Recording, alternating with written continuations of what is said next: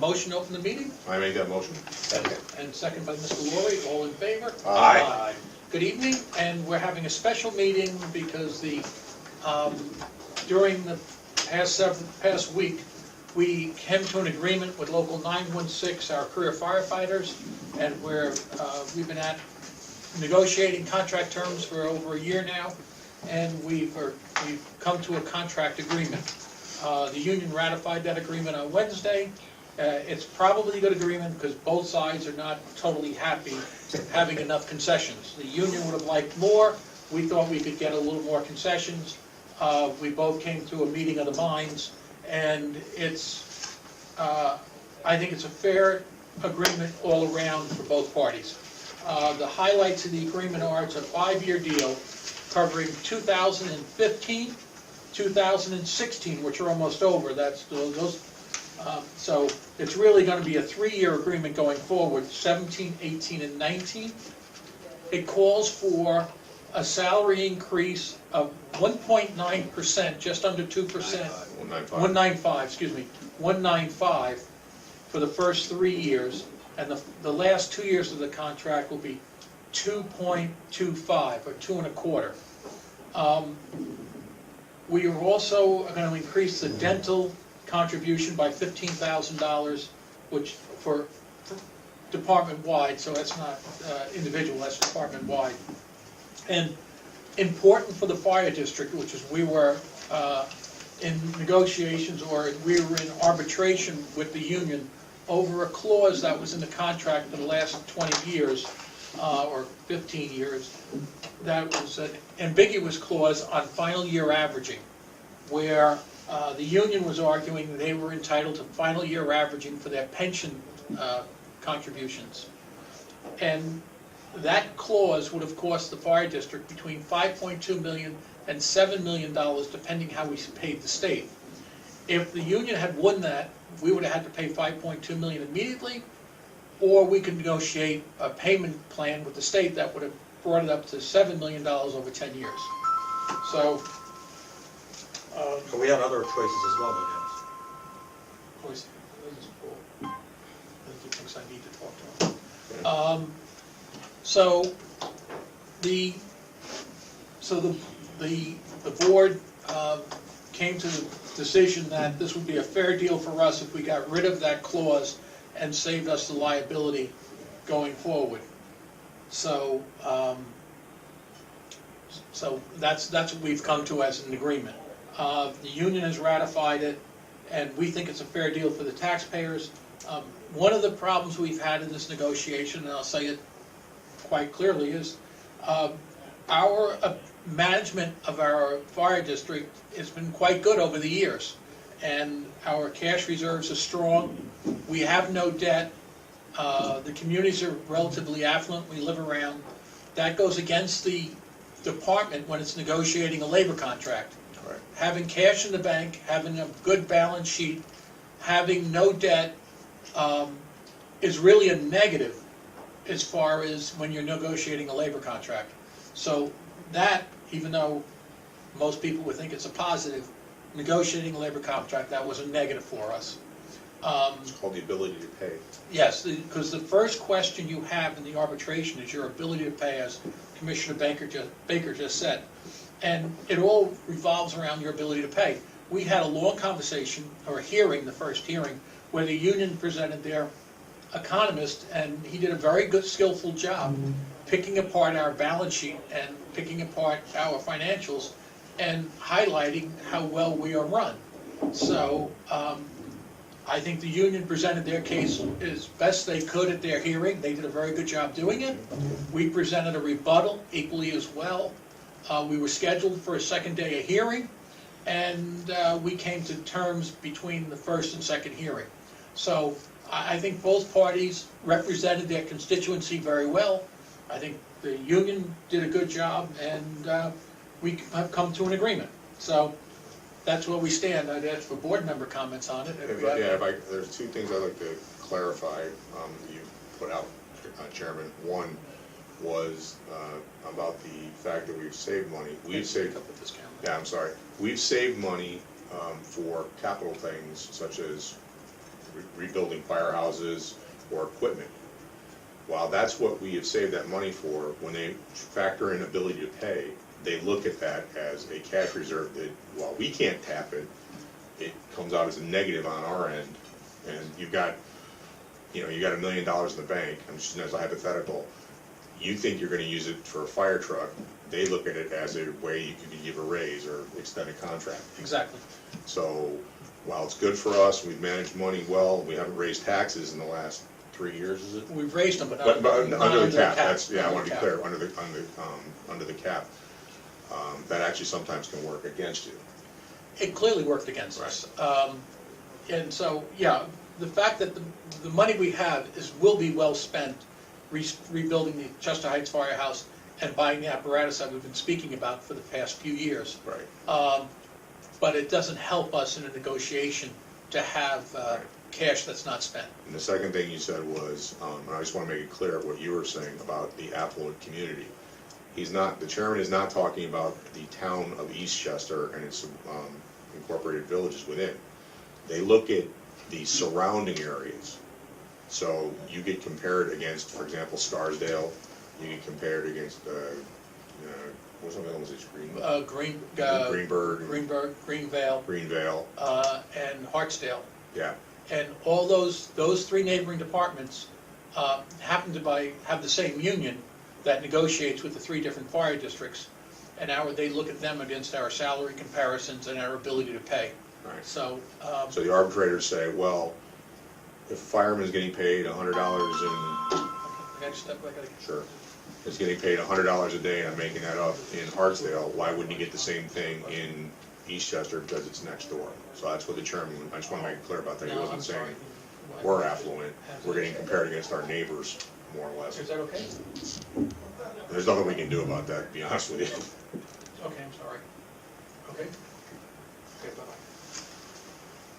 And by coming to this agreement, it's going to stop the bleeding also and any expenditures and legal expenses on this process.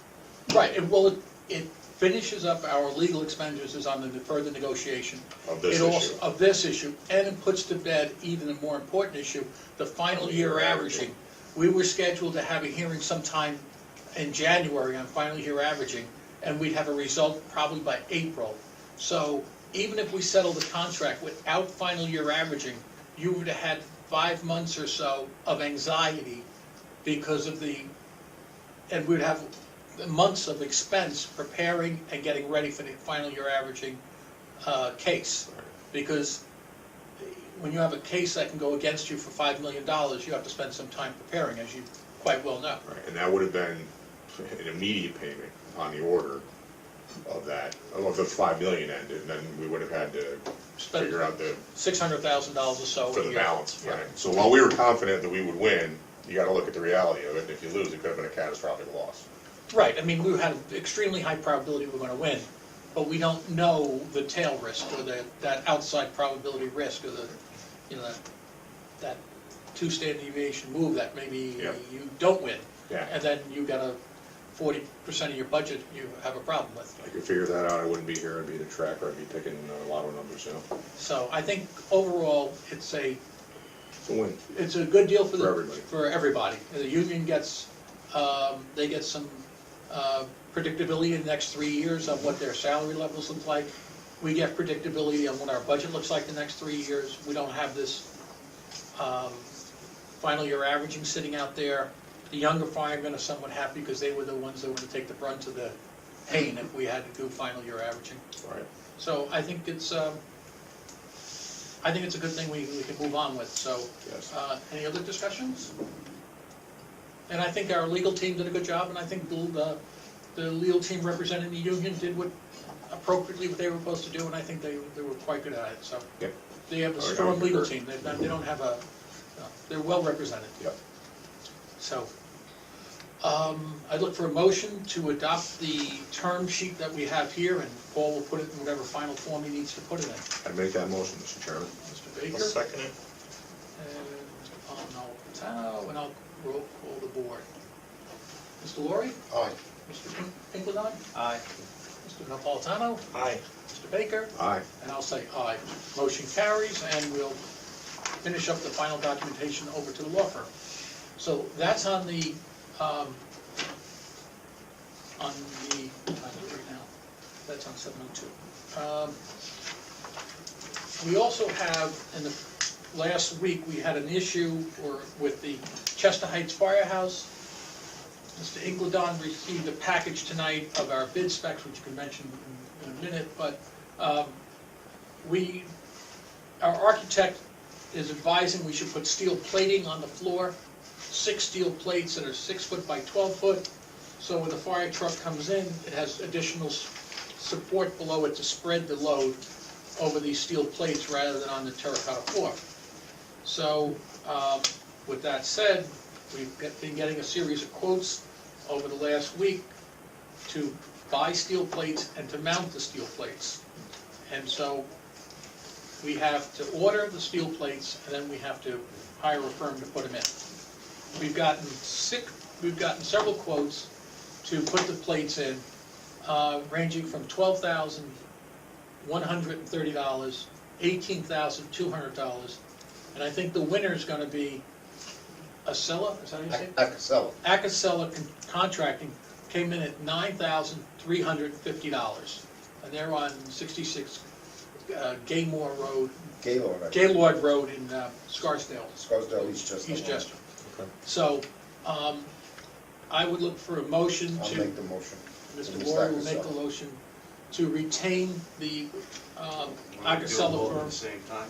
Yeah, we'll do them both at the same time. Yeah, the only thing I want to say is, just to make everyone aware in the public, in order to save us some money, actually, Dennis and Peter went out and sourced the steel on their own, saving substantial amount of money for the district. Mostly Dennis.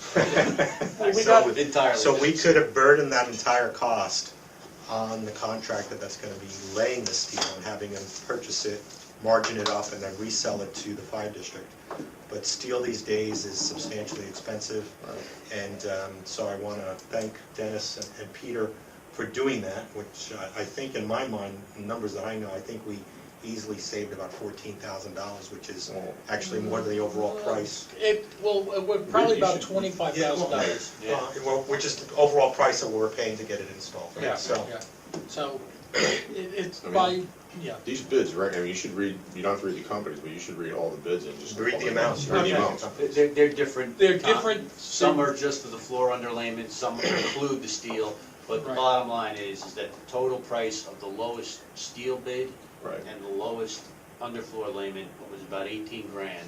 Right. And most of the people who bid the project doing both parts were in the 40s. Yeah. Okay, that's clear, that's. Yeah, it was so- so my average- numbers were. So we're talking about a $25,000 to Right. $30,000 savings. Yeah. Right, and this is the same, just so the people at home are informed, it's the same steel Right, yeah. of every bid, it's just, or every bidder, it's just the different. So that was what they're basically- doing and, Yeah, it's, we're basically getting road plates. We're putting a Right. series of 6 road plates that you would see on the highway on the firehouse floor. The road plates are 6 feet by 12 feet. They're gonna be put alongside each other and spot welded on the edges. And we're buying the steel from Duchess Metal Supply Company, I might as well read this now, gave us a quote of $8,016 for the steel. So, Coming from where? from them, Duchess Metal Supply, Okay. Poughkeepsie. And so they'll deliver the steel to us, and the Acasella. Acasella firm will install it. okay. They're So- gonna deliver right to that firehouse, not They're Peter, gonna, right? they're gonna deliver it to the firehouse, Right. and we'll have to arrange to have it offloaded by Acasella, and then they'll put it down. So, I'm looking for a motion to buy the steel from Duchess for $8,016, and to assign the contract to Acasella for $9,350. We'll order the steel, and I think we do this right after the election, because we can't have the floor kind of, we'll smoothen the floor before the election, and then we'll put the steel down after the election. So moved to buy steel. Okay, so we'll do, Mr. Laurie says, we'll make the motion, and the Acasella firm at the same time. Right. And a second? I'll second it. Mr. Jerry. Well, all in favor? Aye. Okay, so motion carries. So that will solve Chester Heights, and we've been, The floor problem, not the rebuilding of it. Right. no, that's only to secure the floor so it's sounder for the apparatus to Temporarily back until over the new floor. one gets in. Right. Yes, Keep in mind, the winter months are coming. The Right. apparatus have water in them. They're not made to be outside during winter months. correct. So we have the, yes, the idea is the apparatus right now is outside the firehouse until we secure the floor again, and then it'll be back inside. And we have to get it done relatively quickly. So that's why we're doing it now. When is the order going in for the steel? Monday. Okay. And, Acasella will be told Right. tomorrow he can do the. yeah, he can and do- then they'll tell us you want it delivered after the election, right? I want it delivered on the 14th, Okay, good, because then if he delivers it on the 14th, absolutely. it will be ready to go I the agree 15th, with you. 16th. Right, right, and it won't tie up the firehouse for the election, Right. Okay, for those scoring at home. so that was most of the agenda I had here tonight. The other thing I have to mention was the status of the fire trucks. The Huntington Fire District has been working with us quite well. They supplied us their bid specs, their affidavits for public disclosure, affidavits of they posted the bid legally. They gave us the 2 competing bids. They've given us all the documents we need. Our lawyers have looked at those documents and said, you're good to go as far as as piggybacking Who were on the other bidders? Pierce at $640,000. You said 2 you had bid. Pierce was $640,000 and KME was Okay, $576,000. okay. No, I didn't know the other bidders, Yeah. who they were. Okay, so And we get them for the so KME price. we get them for the KME price. Now, KME is sending the bid specs to us with the Eastchester striping and all that kind of stuff, and we're changing little things like the brakes. Our mechanic Ruscom thinks it's a lot cheaper to service drum brakes than disc brakes. He said disc brakes are just very expensive to service now. By the time you buy the rotors, take all the calipers off, and you just slide a drum on and off and change the shoes. They're just cheaper to do. So he's recommending we go with drum brakes, which is not a major difference. And then we're having a debate about the engine size. But we should have a spec book in our hand by Monday morning for the KMEs, and it'll be here for people to look at and to compare what our needs are. So I would think at our next meeting, and we've been talking about this for literally 2014, buying these engines.